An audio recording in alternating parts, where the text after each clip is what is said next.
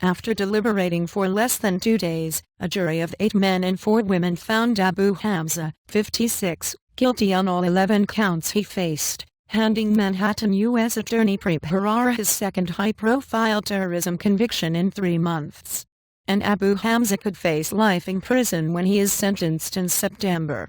And prosecutors had charged the one-eyed, handless Abu Hamza with providing a satellite phone and advice to Yemeni militants who kidnapped Western tourists in 1998, an operation that led to the deaths of 4 hostages.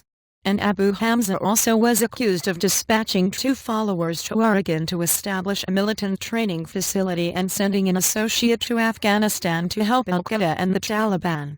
And his lawyers claimed the case relied largely on the incendiary language in his sermons at London's Finsbury Park Mosque, which earned him notoriety as one of Britain's most prominent radical Islamic voices.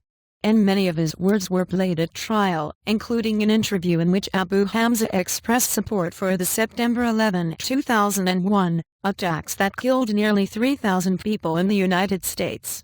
And defense lawyer Joshua Drachel said the relatively quick verdict demonstrated that the jurors reacted emotionally to the inflammatory statements rather than sticking to the evidence. And this is what we feared, that there would be no deliberations at all, essentially, he said. Beliefs are not a crime. He said he plans to appeal the conviction.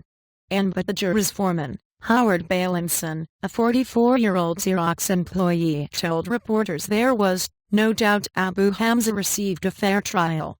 And Abu Hamza testified in his own defense, denying he sent anyone to Oregon or Afghanistan and claiming he became involved in the kidnapping only after it began, when he offered to negotiate a peaceful resolution.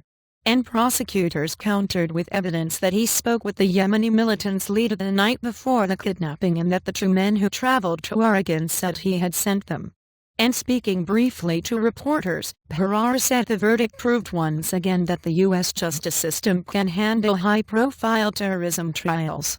And Abu Hamza attempted to portray himself as a preacher of faith, he said. He was, instead, a trainer of terrorists.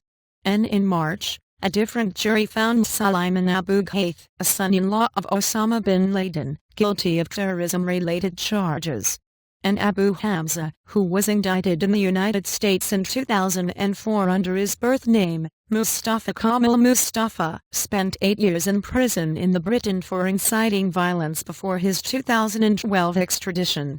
And during the trial, Abu Hamza testified that he lost his arms in an accidental explosion in Pakistan 20 years ago, contradicting widespread reports that he was injured while fighting the Soviets in Afghanistan. And, reporting by Joseph Axe, editing by Nolene Walder, Chris Reese and Mohammed Zorgham.